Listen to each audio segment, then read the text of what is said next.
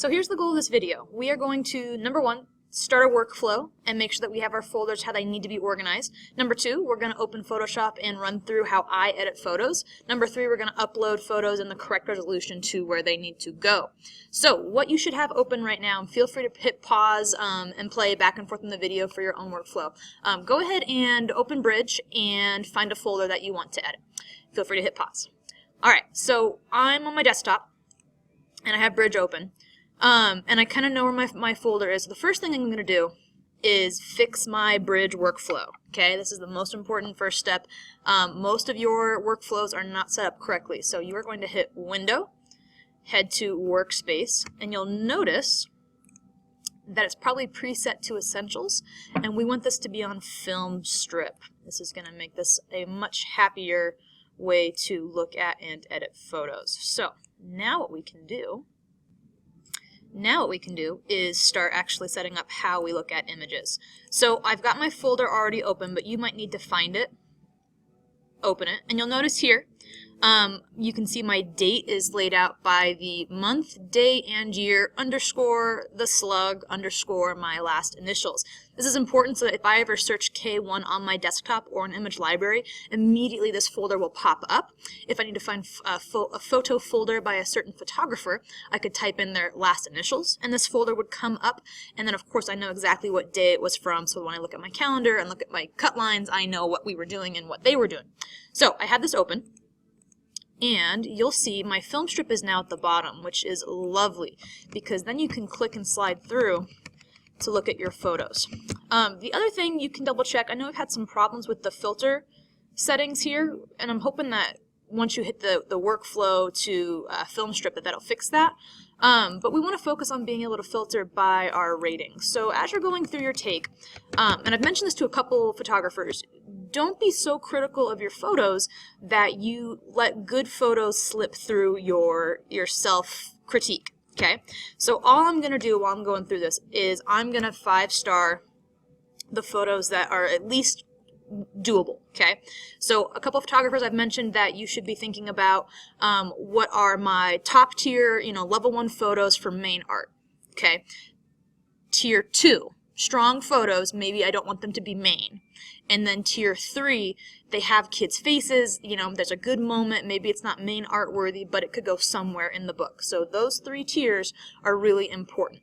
And you'll notice that I actually went ahead and 5-starred this first image, just so you can see that as soon as I 5-starred it, up in my filter, now it appears, right? So I have 60 images with no rating, and I have 1 image with a 5-star. So don't worry about that right now. But as you're going through, all you're going to do is 5-star images. I'm not going to 5-star this one because the foreground is really in the way of the main action, and the subject's face is just awkward enough that doesn't make sense. I only have one other kid, so that one's not good enough. Here's another area where I was able to kind of sit and hover for a minute and get a nice shot of Miss Sandez working with a student. I like both of these pictures, so I'm going to keep those. Here's another one of teacher interacting with students. It's not an amazing photo, but I have 2 clear faces and I could crop it down to those students. So going through my workflow, and I'm not going to go through everything today, but how I'm quickly doing this rating, I'm hitting Control 5. And that's what is allowing me to add a quick 5-star rating to the photos. Again, is it an amazing photo here? No, it's really tough with those small students because you don't see their eyes when they're looking down. But I can at least, get some nice moments from these students and kind of wait for those, moments when eyes look up or when a nice thought or nice moment happens. Again, not an amazing photo, but I've got a good face of a high school student working with a younger student, so I'm going to give it a 5-star. Here's another example where I was really trying to get low and see student eyes, right? I had my camera nice and low on the desk, and the student just kind of ignored me, which was perfect. So I have a couple 5-stars. Let's pretend that I went all the way through, that's kind of a funny one, through this take. And now you can see over here on my left side of the screen that I have 11 photos with 5 stars and 48 with no rating, okay? So if I come over here and I click that 5-star. Well, now you'll notice down at the bottom only those 11 images show up, so I don't have to worry about anything else. And so what I'm going to do then is I can just focus on these 5 stars. And this is a good chance too to kind of stop and pause and make sure that these are the photos that you do want to spend time editing. I should probably pick between these two. I can see Miss Sanders' eyes there and the students looking at her, which is nice, but I kind of like the motion of this one where they're both looking down at the paper. Is this the best photo to edit? Whatever. So let's pick one. And I think this is probably a good one to edit because it's dark on her face and I can kind of give you some tips here. I'm going to double click it. And of course, Photoshop is going to open, which is lovely.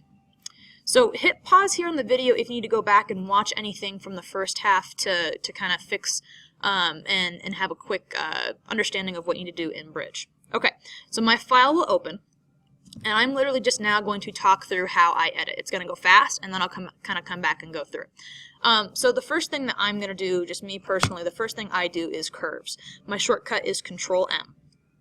And curves is going to make sure that I get a good white balance. So I'm going to grab my slider, bring it over, and luckily with this nice white eraser here, I'm also going to hit cancel really quick because I kind of know where I'm looking. And I'm going to zoom in and scroll down so I can really make sure that I'm not guessing where the white part of the eraser is, the whitest part. Now I could try and get it up here. I'm probably going to go down here. I'm going to grab my white dropper. I'm going to hit it. And I hit Control-0 to quickly zoom back out in this menu. So it's already looking a little warmer, which is nice. And now I'm going to find my true black. I recently read that you can kind of bi-cut this by just doing the gray. I'm hitting Control+ to zoom in while this menu is open. I've never tried the gray, but that could be interesting. Hit 0. Okay, it's a little yellow, and that's okay because I can fix that. The reason it's yellow is you have the indoor crappy light bulbs, and you can see this highlights on the side of her face from the natural window light. There's my before, there's my after. Overall, it's a pretty good improvement. I'm going to grab this kind of up here by the main level. This is a tough lighting because of the crappy natural light, because her face is kind of in shadow. But I think I'm happy with that. I'm going to open levels, Control-M, and yes, I use both. Always start with curves first, and if curves is making it look worse than you think it should, skip it, go to levels, but I like to use both in conjunction. So then I opened up the midtones, and I just use those middle tones. Here's the before, there's the after. To brighten everything up a little bit in those shadows, I'm going to just barely bump up the blacks. Just barely. So that's before, that's after. I'm going to give it just another hint. That looks good. Maybe even a little too contrast. I'm actually going to bring it back down to 7. Hit OK. I'm not going to crop this picture down. I think it's fine as is. The next thing I'm going to do is sharpen it. So filter, sharpen, unsharp mask. I'm going to zoom in using Control+. I'm looking at her eyes here. And that actually at 50 does a little bit of good. I'm going to over sharpen it just up to 75, 77. And notice up here in the top corner, watch her eye. That's after, before, after. Notice the difference in the quality of the pixels. It gets a lot grainier. So if I was to over sharpen this, it's going to deteriorate the image. Do you guys see that? So this is a fine hand here. Don't go above 100. In fact, 50 to 80 is usually a good place to be in. That looks good. I'm going to hit OK, Control-0 to zoom back out. I actually like the depth of field that the blurred box creates with her hand while she's erasing. And overall, I think this looks pretty good on my screen. So the last thing I'm going to do is I'm just going to add a little bit of color saturation, because when I brought up my mid-tones, it just washed it out just a little bit. So I'm just going to tick this up. This is another thing you want to be gentle with. A little bit goes a long way. My saturation to 5. Give it a little bit more. This will quickly, watch this, make it super weird, very alien. I'm just going to give it a little bit to warm it up so that when it prints, we don't lose that nice color in her cheeks. There's before, after, just a subtle hint of warmth that brings that up. Okay, the very last thing I'm going to do, every single time, the last thing. I'm going to go ahead and get my largest side. See that little connector chain right there? That means that whatever number I put in either side, they automatically correspond to one another. So the biggest side is the width. I'm going to set this to 8. My resolution needs to be at 300. You can see that the image actually dropped in size as far as the file. That's good. I'm going to hit OK, and now I'm going to save it. File, save as, and I'm going to put it back in the same folder. I'm going to use the same date, the same slug, my initials, and then I'm going to go ahead and call this 1, right? It's my top tier, it's my first, it's my best main art, and I think it looks great. Always make sure your quality is at 12. Okay. I also have my history up here in the corner. For some reason, if I did screw something up or I wanted to backtrack or I wanted to do 2 different edits, the way you can add this window is through window and making sure your history is on. Alright, so let's compare just really quickly this final edit to the original. So I'm actually going to go back in my history and click on the original, and there's a pretty dramatic difference from my original file to my save as file. I think you'll agree. And I think you'll agree that the final edit, a lot brighter in color, a lot more natural looking, and overall strong white balance. I don't think the lights at the top are distracting at all, and I like the depth of field here. Again, is it an amazing photo? It's okay. We have a kid's face, and that's good. Okay, let's edit one more photo, and this time I'm going to just kind of do how I do, and we'll go quickly through it. So I have my 5 stars, double click to open, and here it goes. I'm going to hit Control 0. So I can see it nice and clear. Control M, go into curves. Turn my little window off. In curves, I'm going to drag this over. And I was shooting with my natural light here. I'm hitting Control plus right now to zoom in. And I can see that the best white is going to be on Miss Sanders' shirt. So I'm going to kind of come in, I'm going to get it even a little bit closer so I can really see that white. Looks good. Gonna get my black.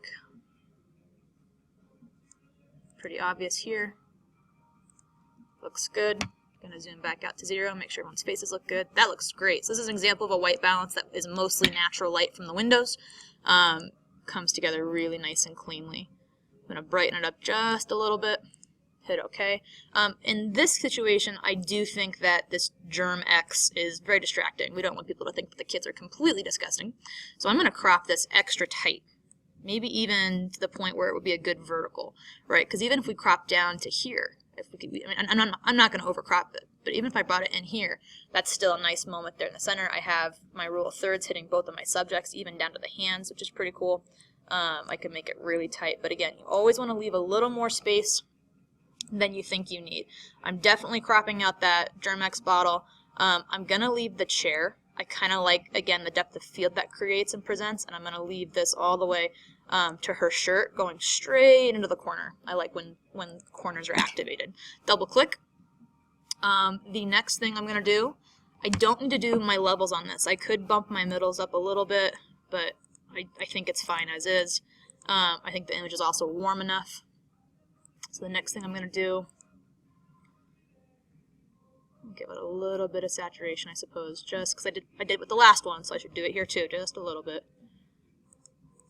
Just a little bit. You can barely see it, but you'll see the skin tone just warm a little bit. What are we doing next? We are going to, I think this is looking really nice and sharp. I'm going to sharpen it up just a little bit more. Going to go to my image size. 8 at my longest angle. Resolution has to be 300. This is all about printing and what it's going to look like when it prints. So resolution is pixels per inch, PPI. Hit OK. File, save as. Now here's a shortcut. If you click this one, it'll transfer your name. And now I just need to add 2 and hit save. All right. Next, since we're doing this, let's just really quickly pop it into Yearbook Avenue. Okay, really fast now. Here we go. I'm in Image Library. I already uploaded my pictures. This is a K1 slug, so I put it in the K1 photo folder. In that photo folder, I added my photo folder, date, slug, last initials, and then inside that folder, I put my pictures. They're there right now. Let's quickly look at the page ladder, the page designer. I can quickly find my photo by entering my slug into the search bar, hit enter, slug comes right up, I click it, I drag it onto the page, boom, done. Okay, let's say that I wanted to zoom in, I double click, I have my slider, I can move it back and forth, and it looks great. That's the end of our video. I am literally out of time. If you have questions, let me know, but practice, practice, practice, and have a great day. Bye.